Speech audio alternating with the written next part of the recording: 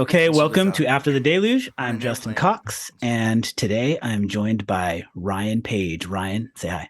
Hello everyone. Thank you for having me, Justin. Big fan of the pod. So, Ryan Page and I play in a band together called Bad Dads, and we made a podcast together called Beatles vs. Stones Year by Year. That's his resume. I'll stand by that resume. Stand by that resume.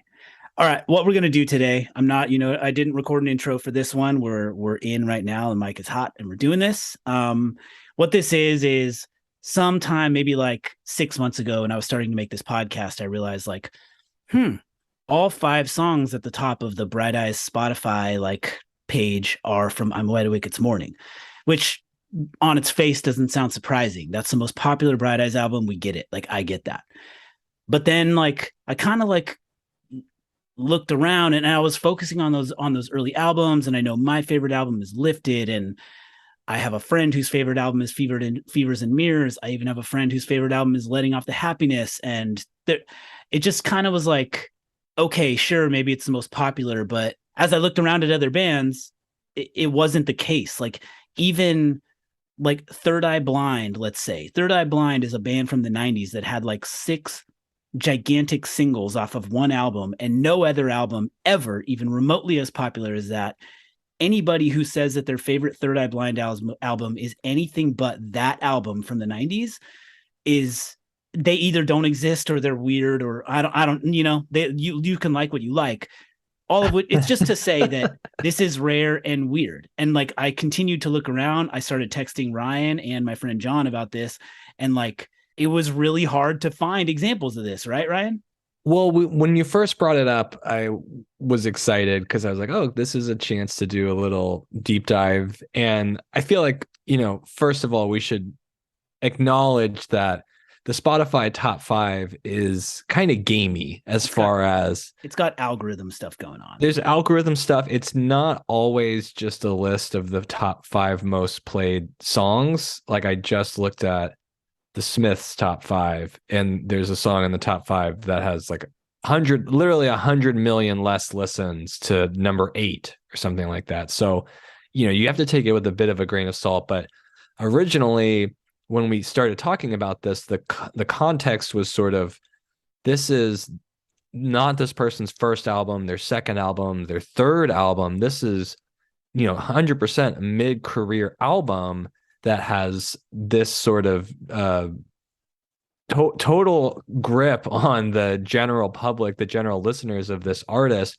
Can you find anyone else with an album later in their discography with that kind of presence and hold?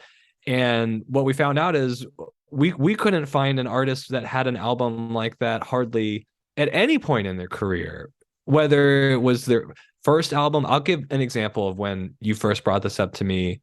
Third Eye Blind, that's a great example. My first thought was Paranoid by Black Sabbath, because that's my I know they have other hit songs, but that was the first one that popped into my brain, which is also, again, their second album. It has 2 or 3 in the top 10, and that's it, because they have lots of other hit songs, and Bright Eyes has a lot of other great popular songs that somehow this album is monumentally at the top of the rankings. I'm glad you pointed out this isn't raw numbers, but it's kind of working towards like aiming toward popularity, like I think it factors in like, oh, this song is new and really hot right now or whatever. So this record is not platinum. This record is gold with a little over 500,000 copies sold. Probably more than that now, because this is a few years ago that number is there. But like, this record is big, and it's big, especially if you think about it as an indie artist from Saddle Creek Records at this time. But it's not that big. First Day of My Life is quite big in a way that's kind of beyond. We talked about that on the last episode.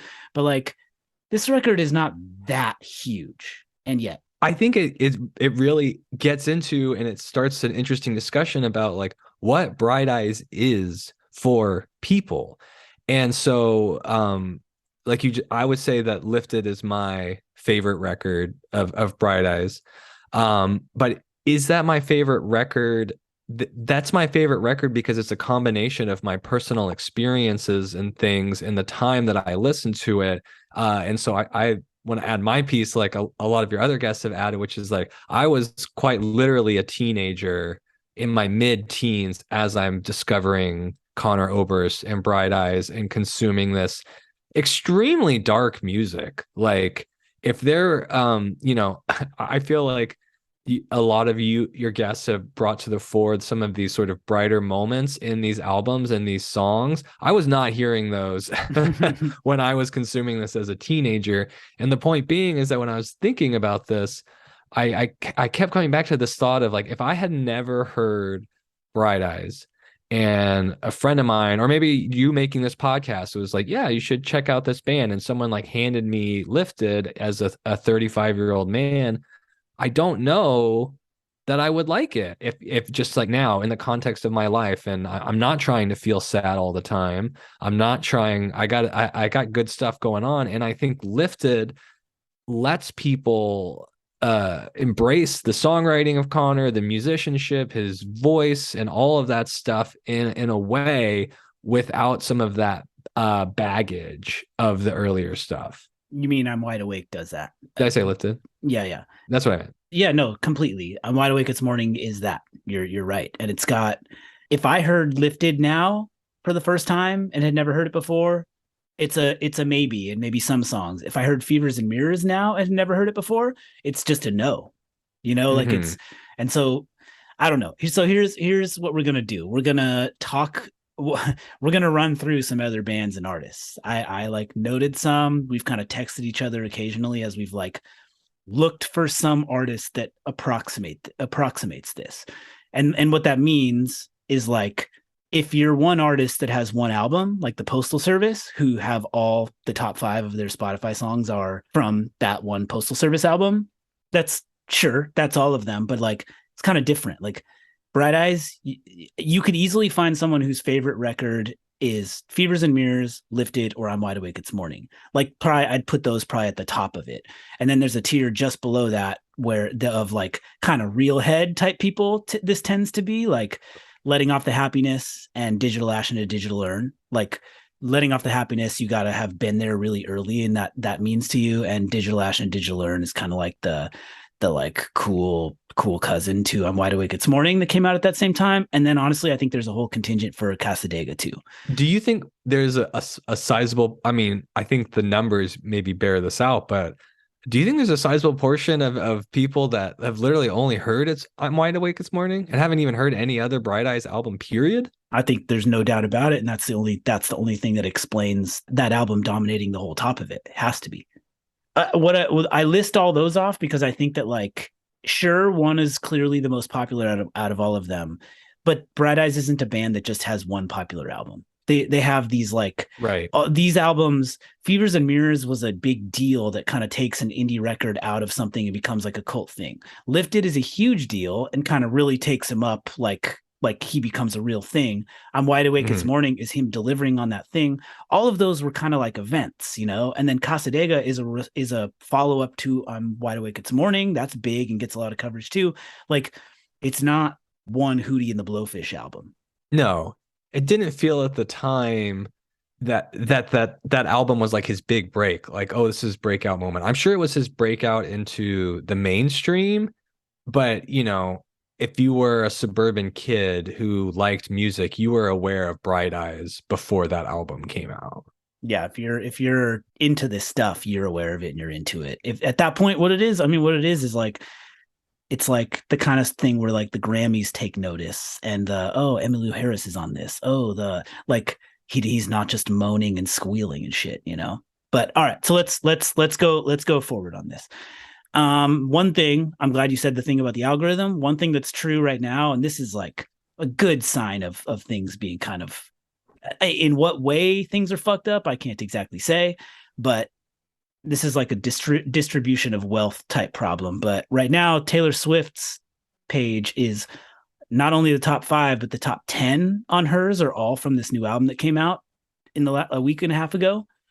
And so like those are definitely not the most played of all of them, but like it's also occupies all 10 slots on the Billboard 200 right now, all Whoa, top 10. okay. One album has all of them. So that's like a behemoth. That those songs that came out a week and a half ago have already been listened to more than a lot of these Bright Eyes songs that we're talking about in that. Like, it's pretty wild. Damn. I mean, I think that just speaks to our sort of lack of monoculture that I didn't even know Taylor Swift had a new album. If this was 1985 and there was an album that had the 10 top songs in America, every single person in America would know about it. I didn't even know she had a new album. So that is very interesting. She does have a new album and it's boring. I like That's the name of the album, or that's your critique of it? That's my critique of it. Yeah. That sounds like the name of a Taylor Swift album. It Come buy my actually new is. album. Boring. That'll come. It's called Midnights. Yeah, that's pretty close. Yeah, that's true. So bands, just real quick, ones that I thought might accomplish this thing, like Fleetwood Mac. I thought maybe Rumors would dominate the full thing, and it's not. There's 3 from Rumors, and then there's like Landslide and one from the 80s. I weirdly thought the Strokes, like we've been talking about White Stripes and the Strokes in that period, I weirdly thought it might be true with the Strokes. The Strokes have one song from Is This It on it.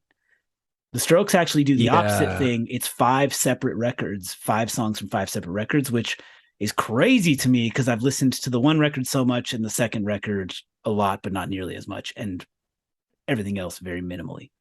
That is bizarre. The Wilco, there's only one song from Yankee Hotel Foxtrot. Let's do a little like quick Saddle Creek run through. Cursive has 3 songs from The Ugly Organ. The Faint has 3 songs from Wet From Birth. Rilo Kiley, 3 songs from Execution of All Things, and then 2 others kind of scattered. Like, I think that should drive home that like those are those bands' big albums, you know. The Faint, Wet From Birth is my second favorite of theirs, but I could see it being their biggest. But like, it's a rare, weird thing. Let's start with this one because I think it's fun. Because all right, so 4 out of 5, Pearl Jam has 4 out of 5. What album do you think that is, and then let's think about what fills out the 5.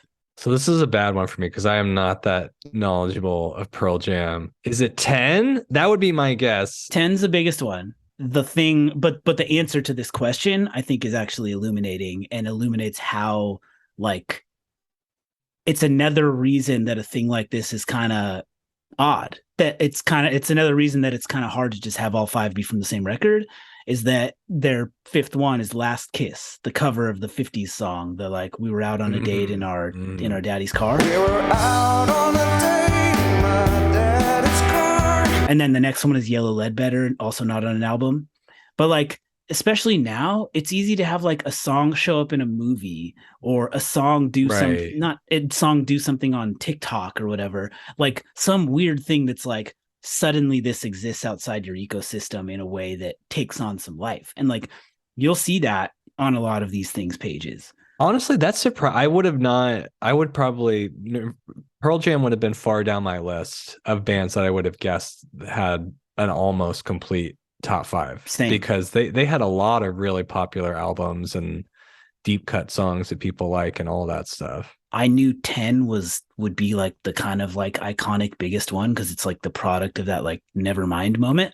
But like, I kind of thought their first 3 records were all kind of like equally. I mean, since we're on, like, that was another one that I was pretty sure would have met the criteria. Is like Nevermind is this, you know, legendary sort of hit that we all, I mean, we're fans of Nirvana, you know that they have other good songs from those other albums that people like, but it's like, yeah, it's not Nevermind. Like, that album was insane. And I think it has, 2 in the top 5 or something. Sweet. Like that. Yeah. I had that same It's so hard. Like, I'm still a little baffled that we couldn't find more examples of this. Yeah. And Nevermind, and like Nirvana has 3 studio albums, a live album, and like a B-sides album. There's only 5 there, and this is literally one of the biggest and most important albums in the world, and it doesn't do that thing. Some other 4 out of 5 ones I'll breeze through.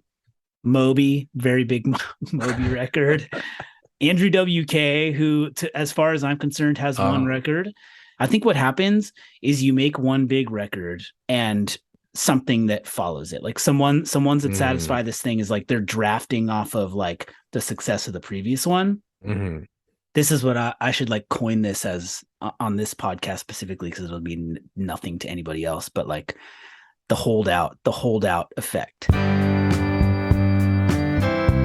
Jackson Browne makes Running on Empty, huge, great album, and then makes Holdout, not a great album. That's his only number one record. It's only his only number one record because of what Running on Empty did. Nothing to do with it. Right. Yeah, you get that follow up. I mean, Jackson Browne is a good example, actually, of someone 10 years into their career, like really experiencing their full blossom of their success. But that just doesn't happen very much, really. Like when I used to argue music with people, there was always a debate of like, okay, what's generally a band's best album? It's like the first albums are best, second albums or third albums, and they all kind of have like a unique flavor of like your first album is raw and like captures your just sort of like immature sound in its base form, and then your second album is like overproduced, but maybe your songwriting's gotten better, and there's just an argument for all three of those, and this is in a totally different category. What's funny is I like what you're saying there. Like I have a soft spot for second albums, and I don't know why.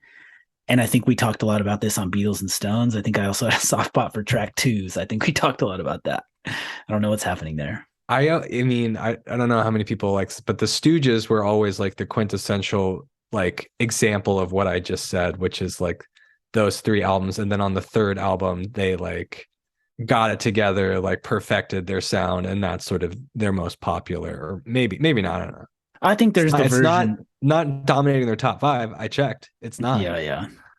I think there's the version where you blow up on arrival, and then the version where you take that trajectory you just described. Mm-hmm. Like you start making albums and get where you're gonna get. Rancid has 4 out of 5. They have one late career song in there. I'm thinking of this not only as like specifically late career ones. I'm allowing the possibility of any album, as long as they made more records, as long as they made more records. But like another one, Alanis Morissette. That Alanis Morissette record is gigantic. The Bright Eyes record is like, the Bright Eyes has like 10 records, and there is like that record, the one record that's his most popular, sold 500,000. Alanis Morissette has half that amount of records, and for all intents and purposes, for most people, has one record, and that Jagged Little Pill does not round out that top 5. That the song "Thank You" from the next record, which is big too, but like that record had plenty of singles to do it. Like Boston had a record in the 70s that is stacked with hits. That is it's just absolutely stacked, and a song called "Amanda" from their next album is in it. Third Eye Blind.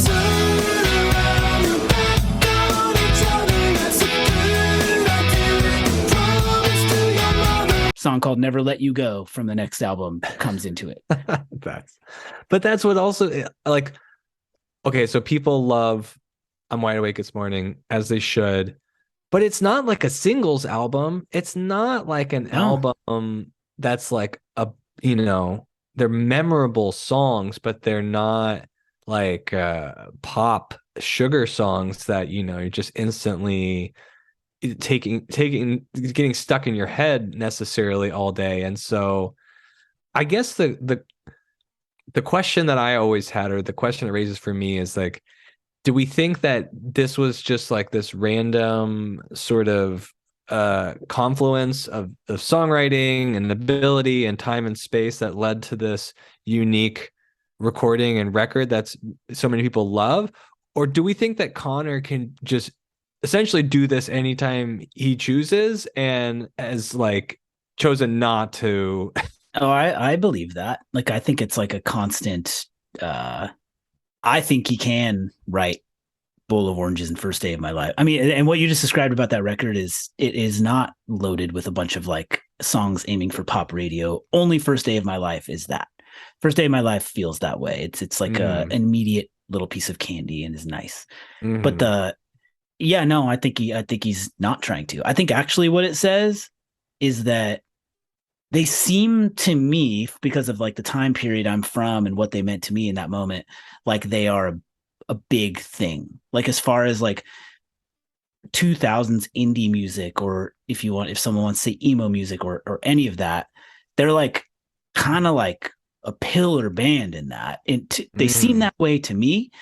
They must be much smaller and more niche than that. So to the point that this one thing that penetrated beyond being that is the thing that has this outsized kind of popularity. And like they were at this like When We Were Young festival over the last weekend in Vegas or whatever, and apparently it was like I think it was like he didn't cater the set at all to try to make it interesting for people who were there for like My Chemical Romance and stuff. It just Uh, was the set, a bunch of it was all the just whatever songs they wanted to play. It wasn't like the let's play the one for the emo festival kids ones, but that there was this wide sentiment of who the fuck is Bright Eyes, like that just like wow. people just don't know who Bright Eyes is. So that's like, which kind of makes sense. I think like it doesn't make sense to me based on my own personal experience, but if you think about it as like, especially if you think about it in the terms of emo, like the trajectory of something that eventually became Chemical Romance and Fall Out Boy and these things that were like full on hot topic things, you know? Talking about this album, talking about Bright Eyes, it involves a lot of me thinking about myself as a younger person and thinking of myself as a younger consumer of music, and as you know, a known and established contrarian. If you've listened to any of our podcasts, which believe it or not, I'm much less so now than I was as a younger person. And so there, that's just bizarre to me, because I feel like when I before this album, and I was a fan of Bright Eyes before it came out, and it would have been the kind of band that was sort of like, yeah, you might not know about this, but like if you do know about it, you're cool, you know, like, Mm-hmm. oh, you like Bright Eyes, cool, like yeah, like you're, yeah, okay. And then this album just immediately blows that up. Like that is Yeah. 100% gone. It's 100% mainstream. And all of a sudden, that person that you're like, oh, you like Bright Eyes, it's not the weirdo kid in the zip up hoodie. Now it's like the indie girl in a flower dress. And I Yeah. don't know what that means. And the thing is like, so I think what I think is interesting is listening to your podcast, listening to your guests, talk about these other albums, but it's almost like the shadow that's sort of like I feel like it's come up in maybe every episode in some way or form, and not in a bad way. I'm not complaining. Is like there's a part of me that wants to be, and maybe even at the time was more like this album sucks, right? Like it's too popular, too many people like it, the songs are too good, they're too catchy, and I think it's interesting that just about every guest, there's this sort of note of like, yeah, well, yeah, I like that one. Like they kind of want to be like that too. There's something very uncool in a way of liking this album, but it's so good that I can't sit here and be like, that album actually sucks. You know what? Like it secretly sucks, and that's why it's like, no, it's actually really great. And that's why it's like, is this just the mainstream recognizing truly great music? I It's don't know how to square that. I think it is some kind of like indie and then like quote unquote hipster sensibility that we can all be prone to. And but someone who's really into this band is probably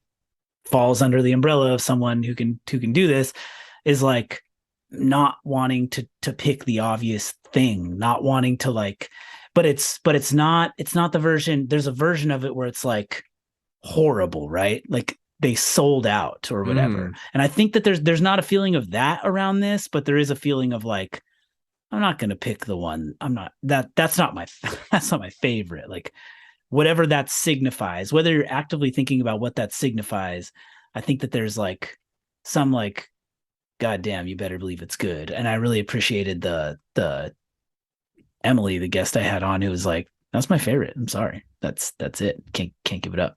I do want to have the sellout conversation a little bit, because I think in 2022 going on 23, we've all come to the agreement that there's basically selling having this conversation is not that interesting anymore. It's basically impossible to be considered a sort of sellout unless you really like nakedly just completely abandon some sort of ideals that you like set out for yourself and then throw them to the wind. But Like sell your song to like Raytheon or something for yeah, exactly. If Raytheon's printing your lyrics on the side of a Sidewinder missile or something, yeah. like, okay, we'll call that. But otherwise, it's generally, unless you're at the very tippy top of like the music industry, then like if you're making music as a musician and you're getting paid to do that, like good for you. Like however you got to do it, do it. But all that being said, I can't sit here and say like there was not a conscious effort to pivot to something more mainstream with this record. Oh fuck yeah, there was. And actually I appreciated the way Michael Tedder said that on the last one, that it was like a knowing, like, I've got these connections. I might flex on some of this. I might have Emmylou Harris come here. I'm gonna have the guy from My Morning Jacket come here. I'm gonna I'm gonna make a I'm gonna make a low key kind of live to tape 70s record, but like only because you know the songs you got there. You know you're Yeah. given 10 tight, immaculate songs that are that. Cause like I've been listening to Casadega. That's gonna be the next conversation. That ain't that. That's deliberately not doing Mhm. that, you know? Like he knew. You're right. You're right. And like I'm not gonna have the intro be 6 minutes of bullshit. And I don't say Right. bullshit derisively. Just I like that those are there, but I'm gonna just get to it and give people these songs. You're totally right. Like this But is that's the point. I mean, you really said it well of like it's not like it's some easy thing to do to fuck just no. say like, yeah, I'm gonna have a bunch of like it's the fruition of this work that he's done from when he's 18 years old and younger of working on his songwriting craft and thinking about music. And so in that way, it does feel extremely organic to come Yeah. out with something like this. But I roll my eyes a little like, well, it's an experiment too, just like all of our albums. Like, no, you guys Yeah. knew what you had here. At least that's my I take on it. I strongly agree with that and think that the I think that the existence of Digital Ash and Digital Earn is beautiful, and I think Digital Ash is awesome. But I think there's a knowing, like, let's go ahead and put out this weirder one, this different one too, on the same day, that which is cool and crazy and ambitious and everything. But like now suddenly your very accessible record exists on a day when two records are released, and one of them's like this more experimental thing, you know? It's not in the way of the record you made, but it's also there. It's part of it. It's a big part of it. That's not a common thing. I actually don't have precedent for just two albums on the same day that are unrelated from each other. Yeah, I mean that's some Radiohead type stuff. I think another thing too that we have to an observation that I have that I think can go towards some explaining the Spotify thing because that's not a record of who's listening to what Bright Eyes song today. How many people listen to these songs today? It's over time. And I think when you look back on this era of music and then also on like the Bright Eyes music, this album has a real timeless quality to it. It does not feel dated to that specific era in a way that a lot of other music does, and in a way that, again, I can't listen to Fevers and Mirrors without, You're right. Yeah. being in that era, both for myself, for the country, politically, whatever. Not that it's a super political album, but you know what I mean. And this album, it just kind of exists outside of all of that. I think that's a great point. That's true of, like, if you think about it, what would sound more fucking dated right now than listening to the Mumford and Sons record? Not your fault but mine, and it was your heart on the line. Where he's hitting the kick drum on the like third beat or whatever, saying like, I really fucked it up this time, and knowing that like six other bands did the same thing right around that same time. That shit is a moment that you just Mhm. picture people in like fedoras and vests and stuff. That this kind of is like 2 years before that, like, but it's getting at the some whatever same like folk spirit that scene went and did and turned and made kind of clownish. And I it's think just those people exist had to have been timelessly. inspired by this. I think so. I do think so. Just the older I get, the more I am amazed at people's lack of perspective at the transient nature of like fashion. And I mean that both like literal fashion and like musical fashion and fads, where you look at something and you're like, this won't be popular 3 years from now. And people seem to totally live within this instant of just like, this is the best thing ever. This will be the best thing ever forever and ever.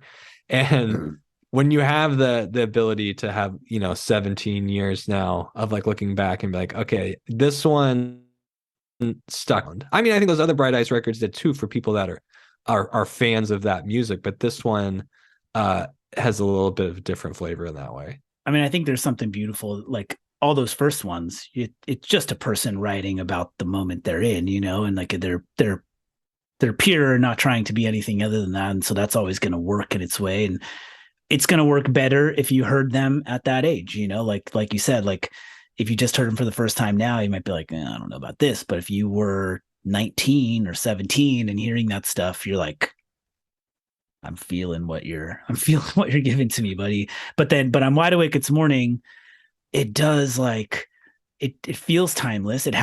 You have this like sort of organic recording. The way I put it is, it's the first time he purely just gets out of the way of the songs, and it just is the songwriter he is, and it's just the songs and whatever accompaniment goes with the songs. And also probably the way this moment all works out perfectly is that it's just the songs. He's out of the way of the songs, and he's 25. He's not a kid anymore, like 22, you're still a kid. 25, I'd say you're not.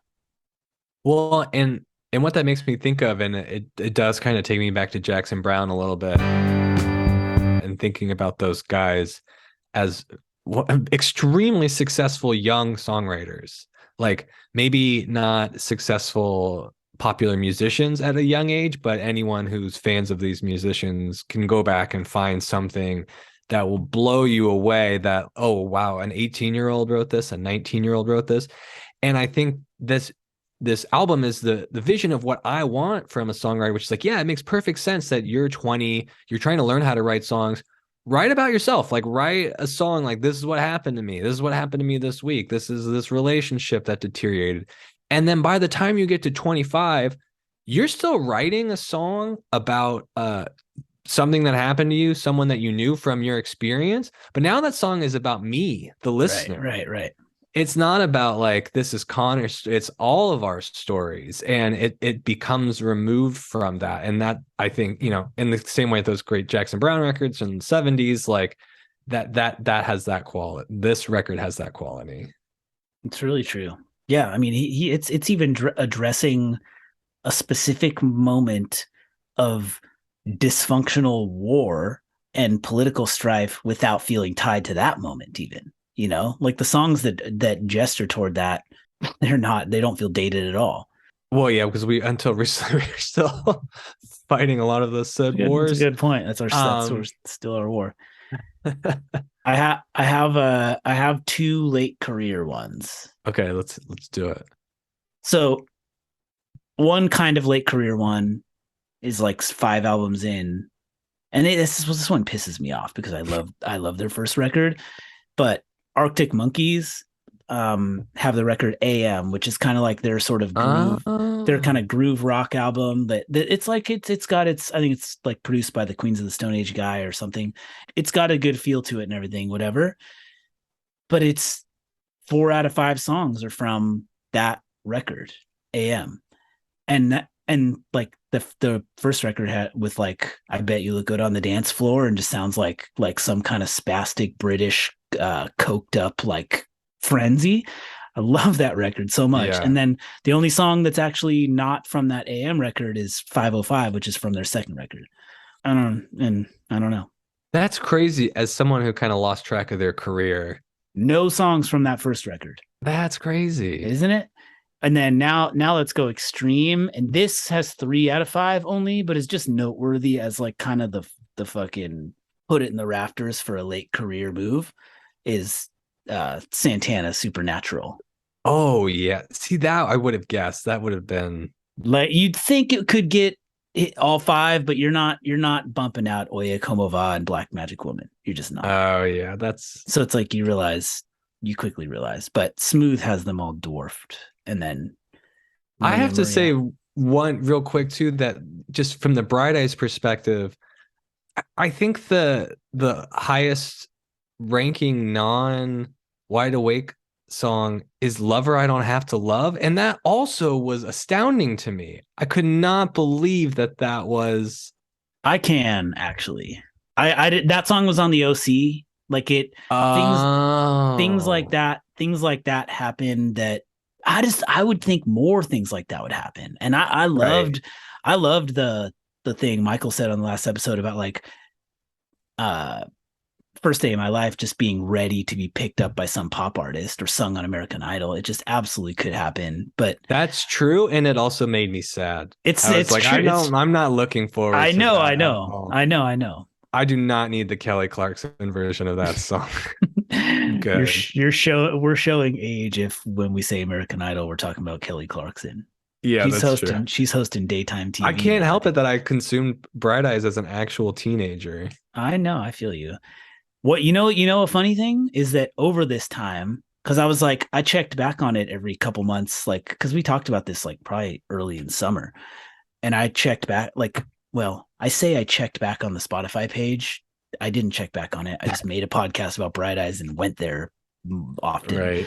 But briefly, I can't remember which song it was, but briefly a song from, so like they're putting out these like companion EPs, like re-recordings of old songs over like from the first one through now. And so it's like they got people featured on them, things like that.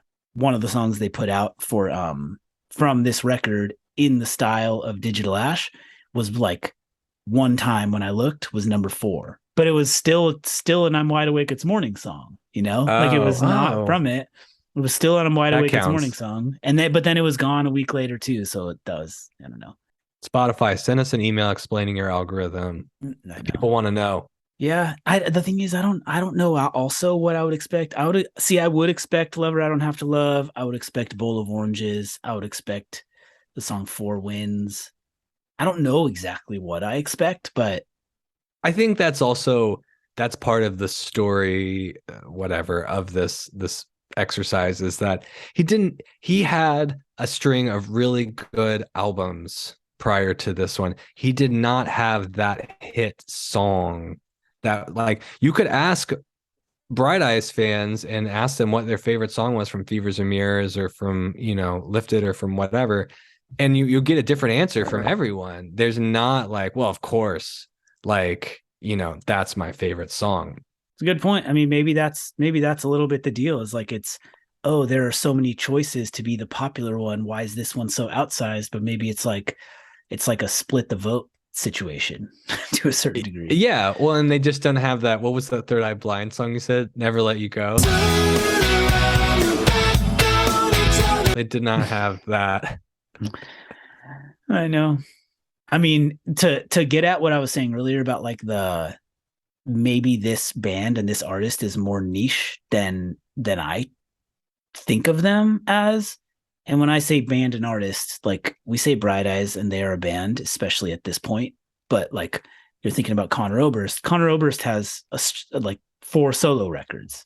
Right. And actually more than that. He has like Conor Oberst and the Mystic Valley Band. Like Conor Oberst as an artist has a full slate of songs all on this same app that we're talking about. And I went to it to see like, what are his most popular ones? And the top. They also just have I'm Wide Awake It's Morning on his page. No, you know what they are? What they are. This is crazier. And this is like even more illuminating than that is he has a side project with Phoebe Bridgers called Better Oblivion Community Center. All 5 songs are that side project. So it's Conor Oberst is like he's tagged as part of that. So it's like whatever Phoebe Bridgers is doing is gigantic compared to what this is. Maybe that has to factor in algorithmic stuff too. Like I should look at it right now, but like, well, and it's impossible to know what these numbers mean. Like really, like what does a listen mean? What, like, how do I contextualize that? Once you start getting into these tens and hundreds of millions, that's just like completely meaningless to me. Where if you tell me someone sold 10 million albums, I mean, I 10 million is also very hard for me to comprehend, but I kind of got an idea of what that means from a cultural standpoint, like that, you're probably getting played on popular radio across the country if you send 10 million albums, or you sell 5 million albums or whatever. And I just don't know what these listens mean. I don't know, someone like Taylor Swift having this crazy album release and all, like, are people just listening to nothing but that album all this week? And that's that. I don't understand. I think she's got some freak fans who are probably just like playing it on loop without even listening, just to like boost her numbers, because they're like, yeah, the gamifying. I've always wanted to get attacked by Taylor Swift fans, so maybe that's what I'm going for here. That's your fantasy? I think they're uniquely crazy. I'll probably cut that. I don't like the way that came out of my. All right, let's go to some ones that are all five. Let's start with ones that don't count. Postal Service doesn't count. Only one record, right? Specifically, it is one record. Another band that's essentially one record is Operation Ivy. That's one record. It's all five. Those are both interesting to put together, though, because it's like, I'd be interested to compare those numbers to the other bands, right? Like, what's the Postal Service numbers compared to Death Cab for Cutie? What does Operation Ivy look like compared to, Rancid's top one? Yeah, Rancid, and so those are both interesting single album examples. Yeah, actually, let me see what Death Cab for Cuties is. It's like a total mix. I'll Follow You Into the Dark is number one, which you'd meet, and Soul Meets Body is number three. And then some transatlanticism songs, and then a new song, which makes sense. That feels like how it would go to me. I don't know. That's another. I was just thinking about that album. Yeah, actually, both of those albums are pretty good. Like, I still like those, and I just totally lost to the culture. Like, I can't imagine anyone listening to Soul Meets Body in 2022, but I can't imagine listening to I'm Wide Awake This Morning. What? I don't know why that is. You say you can't with I'll Follow I mean, You Into the Dark, again, it goes back. But it feels dated. It feels dated in a way. And maybe that goes back to what you guys were saying about Connor trying to make it feel like this mid 70s sort of, West Coast. You wanna leave your Instagram handle so people can send you, Death Cab fans can send you some DMs, because I know they care. I want to be attacked by Death Cab for Cutie fans. I know Bright Eyes fans care, but I think Death Cab fans really, really care. All right, so I already mentioned Hootie and the Blowfish. Hootie and the Blowfish has all five. Hootie and the Blowfish has like 2 or 3 more albums, but that one accomplishes what Alanis Morissette failed to accomplish, which is have your. I think there's something very fun and interesting about not a one-hit wonder, but a one-album wonder. Like, this shit is stacked as all hell. It's one moment, and it is absolutely stacked. And Alanis really stacked that album, but Hootie stacked it harder. When you look at it through that lens, it almost becomes a failure, because you didn't have the Never Let Me Go. I just found another one that is like, for some reason, thinking about Hootie and the Blowfish felt the exact same way, but it lands in the same exact spot as the Blues Alanis. Traveler. Ooh, I should look at them. It lands and you're close, but it lands in the same spot as Alanis, and Third Eye Blind, which is Live. So Live had the record. Really? They had the record Throwing Copper, and then the follow-up album had the song The Dolphins Cry, which is horrible, horrible song. But it made it. It cracked the top 5. The placenta falls to the floor. I don't need that. I'm all good on that. God damn it. A fun one that I landed on that is, I don't know this band enough, but it's like, I bet there are real hardcore heads who would say this counts. But to me, it doesn't, because I listen to them on this one day per year and really enjoy it. And I know this guy's like a genius in his own right, but I'm probably the reason for this being the top 5. Oingo Boingo's Dead Man's Party record, that's like kind of adjacently Halloween themed. I listen to that every year when I'm carving pumpkins with my kids, and I know he made like all these like movies and is like a MIDI genius, made the Simpsons theme, like Danny Elfman. Yeah. And that Oingo Boingo has more than just that one. They got all five. He went to high school with Kim from Sonic Youth. He went out with Kim from Sonic Youth in Rad, high dang. school. Damn. In Fun high fact school? from Kim's biography that I read a while ago. Wow, that's cool. I might be remembering all of that, but they knew each other. I can definitely confirm that. Well, that's a good one. they have all five are from their Halloween album, so I hope they're happy with that. I'm sure he's laughing all the way to the bank. Not that he needs that. So that gets through the ones that I think kind of sort of get there, but actually don't. But we found one that satisfies it. So that one, you say, who is it?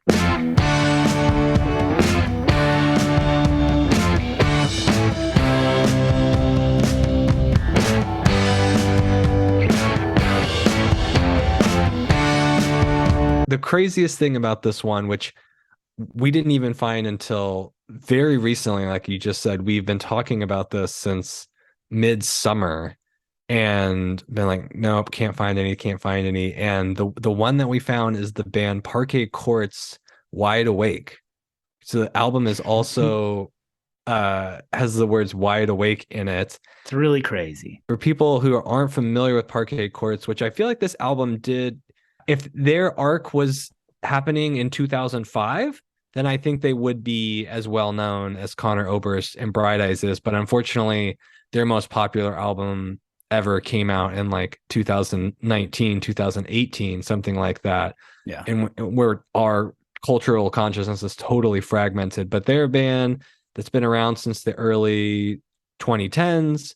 They put out probably 4 or 5 albums before this one they were like indie darlings, all got good reviews on Pitchfork, like you guys were talking about, and different mixed reviews, and put out some challenging records too, and somehow were able to coalesce around this album, and also very weirdly are like a favorite of Ellen and have been on the Ellen show Ellen DeGeneres many times. Ellen DeGeneres did a lot. I mean, I'm not even joking right now. That I think part of this album's success is that in the year that it came out, Ellen DeGeneres was like really standing for it and like put it on her like multiple songs from it on her like end of the year. This was back before everyone hated Ellen too. Yeah. I've always hated Ellen personally, even before I knew she was a lesbian. No. And so I think that added a lot of eyeballs to this indie record that I think there's definitely an argument that it's their best record, like I don't know it's clear in a way number one, like indisputable, but I definitely like it's really good. Every step I stray from and follow led me to the same location. Every act I forsaken, borrowed a delivery to now, and I've never wondered how I came to. But for whatever reason, confluence of reasons, it caught on and became something more than just like, oh, you got good reviews on Pitchfork and you're selling out like mid-sized ballrooms, and on the East Coast. Now you're like doing national tours. And if a Pitchfork review or a nice little Ellen endorsement like tips you off to them, this record, kind of like I'm Wide Awake It's Morning, is gonna reward you. It's nice, like it's also not just like catering. It's not like, it's unique and interesting and really not like crazy departure from the thing that they do, which is kind of this thing, they kind of do a thing.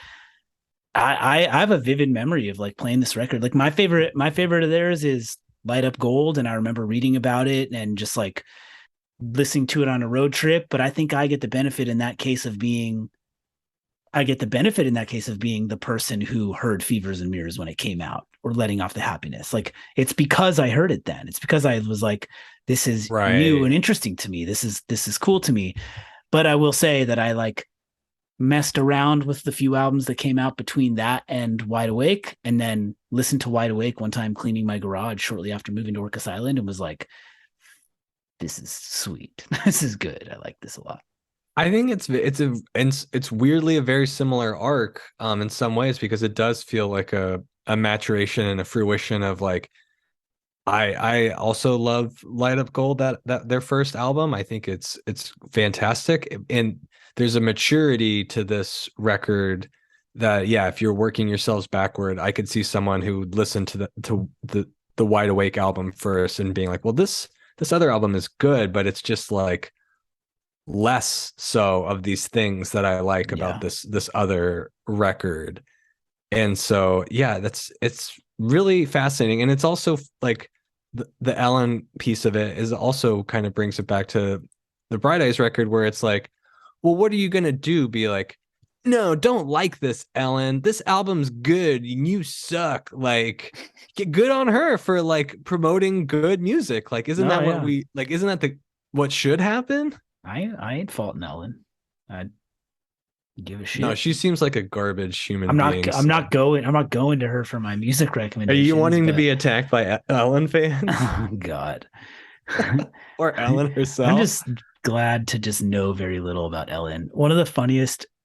Something that I absolutely loved was the Damn Daniel. You remember the like, damn Daniel, back at it again with the white vans. She brought that kid on from like those YouTube videos and like offered to give him a lifetime supply of vans. And alumnus of this show, Claire Caracillo of Gawker, posted, I sort of think this is really funny, saying as Ellen went off the air, I'm just concerned with damn Daniel and his friends and their supply of vans. Like, are they going to keep getting those vans? Like, is the lifetime supply of vans still in the pipeline? And now I think about that too. You still thinking about that? I've been thinking about this whole podcast. You know what's funny about I don't think I told you this, but the reason I landed on Parquet Court's page with this thought in mind was, I don't remember what internet shit I was on. Might have been Reddit, or I really don't know. It asked what someone's favorite Parquet Courts record was, and I like clicked it to see the thread, and like you and I just talked about two of the records, but like many of them said Human Performance. One or two, like a couple might have said Constant Nausea. Like they said all different ones, and I was like, they're saying ones that are quite literally not the two that I've listened to the most, that I like the most. I know there are people that really like Sunbathing Animal too, that has a sizable contingent of fans. It was, and no, that was on there. They were all there. And so then it was like, oh, let's go see. I wonder what like is their most popular. And then it was this one. And it was like, oh shit, that's okay. That's the same thing. It's exactly the same thing. Well, I can't count how many times I've been outdone by nihilism. Join the mods that splits an open heart into a schism. I cower at the It's almost like there's some mechanism that like catapulted these two bands into the mainstream. And Ellen. We got to find out what Ellen thought about I'm Wide Awake It's Morning back then, because she was around. I'm sure she loved it. Knowing Ellen like I do, I'm sure she loved it. I'm just curious, like how much working backwards there is. Like, do people find these records? And because that happens to me sometimes, where you find a band you like, you're like, oh, I like this album. I listen to this album, and then I just never think to listen to any of their other records. Definitely happens to me. Yeah. And one day it's usually very frustrating when like 3 years later you finally do listen to one. You're like, this is really good too. Who would have guessed that this album that I like, this band also has other albums that I might like? But it's like those other earlier records, they don't get catapulted over the wall. Yeah. No, it's like, what's going to make these things, especially the Bright Eyes ones, they all exist pre-Spotify. So all they can do is make up time. It's a good point. But that's also, I mean, that's also a weird juxtaposition about this is it's like, okay, the Parquet Courts record, that is 100% streaming era record. Like, I'm sure they didn't even press CDs of that record. Maybe they press like some vinyl pressings, but like if you we're going to listen to that record, you're probably going to stream it on Spotify. maybe like buy it on Apple Music or something like that. But that was not the case with Bright Eyes. Like that was 100% physical media era. Or rogue download type shit. Oh yeah. I mean, I was definitely rogue downloading. Yeah, it's the Bright Eyes. main way I heard it. In your earlier episodes, when you're talking about like these demos or these like rare recordings of Connor, it's like I've heard some of these songs because they like got added to some album I was downloading on LimeWire, and I just was like, what is this? I don't know. I don't have the actual track listing to reference. I just downloaded all this stuff. Exactly. Yeah, just a mess of shit. Man, when I Googled Bright Eyes and Ellen DeGeneres, I did it twice because I didn't trust the first one. The first one was James Corden investigates whether Connor Oberst and Milo Ventimiglia, that like alt-right guy, are the same. No. Milo, wait. Oh, no, Milo Ventimiglia is the guy from that 70s show, right? No, he's the guy from Gilmore Girls. I was thinking I was thinking of Milo Yiannopoulos. I was thinking of who's the guy from that 70s show? Wait. I got the guy that I want to say Wilmer Valderrama. I was going to Google it and I didn't. That's got a good deal. Milo, wait, what is the guy who's the James Corden is investigating? Milo That's the guy from Ventimiglia. Heroes, right? Maybe. Wasn't he on that show Heroes? I know he's on Gilmore Girls because I remember seeing it, and I watched that shortly after my kid, whose name is Milo, was born. And then also this guy Milo Yiannopoulos, like alt-right dumbass. And I remember at that time being actually frightened that like this guy was going to be a mainstay in my life that had the same name as my kid, that I was more than happy to have big tech give him the boot for my own personal reasons. I am planning. We just finished Phantom Tollbooth tonight. It's going to be returned back to the library soon, so that's one that you should on it. Gonna do it with your boy. I love it. The other search, for some reason, Ellen DeGeneres Bright Eyes has 3 separate videos of Ellen DeGeneres and Josh Groban. 2 of them are him singing Total Eclipse of the Heart, them together. Oh, so oh no, they say that song has the words Bright Eyes in it. Turn around, Bright Eyes, right? Right. There we go. Okay, I mean that kind of makes sense, but that's also that's the kind of stuff where you're like her involvement with a band like Parquet Courts, and again, it goes to that weird selling out phase where it's like, okay, here's this band. You listen to any of their songs, they have a lot of like anti-capitalist messages in them, and yet they're going to perform on this weird daytime talk show. I'm not here to, I'm not judging. I'm not doing anything. It's just like, it's weird. Yeah. No, it is. I actually will wind this down in a second, but the conversation about selling out earlier, I feel that same way. And I probably would end up going on Ellen and just be like, well, I'll just do whatever I do on Ellen to feel okay about this. Ellen can't tell me what to do or whatever. Then otherwise I'll do it. I don't know. I'd figure out my justification to do it. But I read this article, this Bandcamp article, where this writer followed along with the band Dummy. I'd heard about this article like 6 months ago or whatever, but I never read it. But it was like something kind of controversial, and I didn't know why it was, and I still actually don't 100% know exactly what the like core of what was controversial was.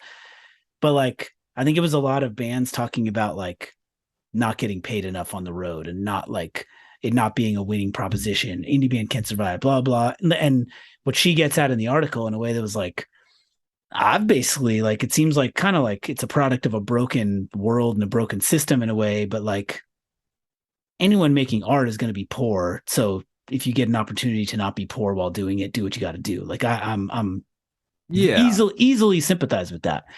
But this article does, even if I don't necessarily agree with all of it, and honestly, the band that she wrote around with sound like dicks, but I think they know they're dicks, so that's fine. But like, they make a good case for like, this is supposed to be hard, Indie bands traveling around. This is supposed to be hard. It's the point. So like, there's a narrative around the last like 5, 10, 15 years that is just like, no, you have to sell. There's no such thing as selling out. Do it. Take your money. Do what you got to do. That's the world we live in now. And it's like, there's a certain sentiment of like, yeah, don't starve yourself. But also that's probably not like, we probably don't want that narrative to be that ubiquitously everything.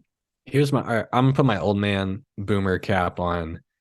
Maybe there's too many bands. We don't need this many bands just in general in the world. And in America, just a stupid country full of stupid people.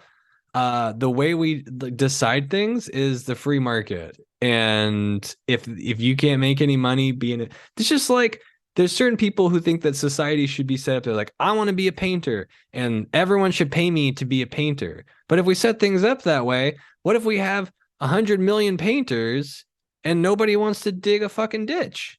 The writer, I think Mariana Timony, Mm-hmm. something, I'm probably saying that wrong, but the writer does a good job of her, like, of placing it in context, like letting them look like assholes in their points, but also just like the larger point of like, whoever said, isn't the whole romantic part of it like driving around in a fucked up van and like loading your Right. shit in and out is never supposed to be that ignores the nuance of like, are club promoters taking your merch money, are like that ignores the details of what is actually happening, which I don't know those details, Yeah. but like, Well, the tension between art and like capitalism is not inherently a bad thing.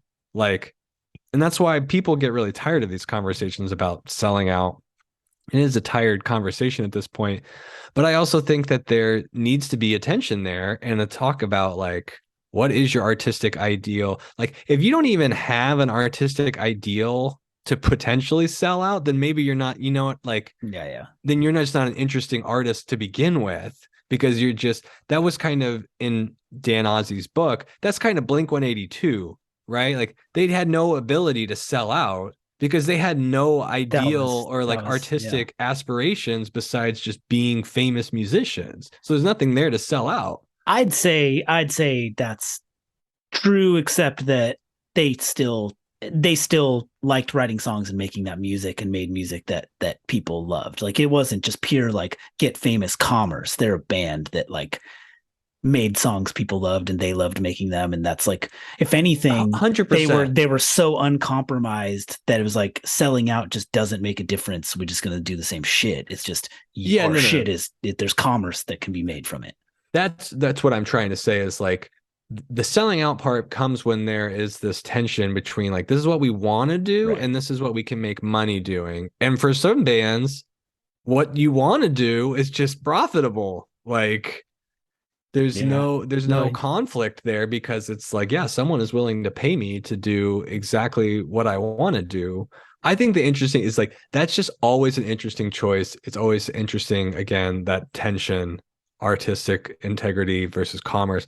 What's annoying is the fan reactions to these things. Like that almost feels like that's what's interesting about that book, or what's like unique about that time period. It's this involvement of these sort of like underground scene of people that are really like shaming these bands, you know, for whatever perceived thing that they're doing. What you described about some previous guests talking about I'm Wide Awake This Morning, there's like a shying away from it as like, but there's no renouncing it as a sellout move. And it's not, you know, it's like, it's not higher production quality. It's cleaner only in the sense that it just doesn't make as much like fucking ruckus, right, but like it managed to be the big one and not be that, you know. I don't know. I think it was like a well played career move, and also just a good album, and that probably helps a lot too.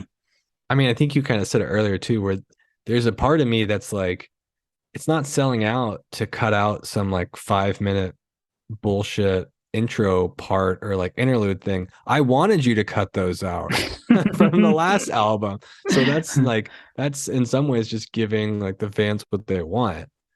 I know that like I'm Wide Awake This Morning is just bait for me, because I skip those intro tracks, and I skip them while I respect the fuck out of their existence. It's like a good on you as a person who would like to just make a good first impression and like assume someone's just going to turn a song off. Like that's cool shit, you know. That's actively suppressing the popularity of your thing. That is cool. But also, tell me a 45-second story about an airplane that I can't quite make sense of, and then just get into a really catchy song. I'll take it. Let's go. You know. All right. As we say goodbye, the Rolling Stones have a total mix of things in their top 5, but the Beatles have one record that shows up twice in the top 5. Could you guess what Beatles record that is? Abbey Road. Yep, got it. How could I possibly know this? How could I? I mean, I remember that "Here Comes the Sun" was the top of it, but I didn't remember that.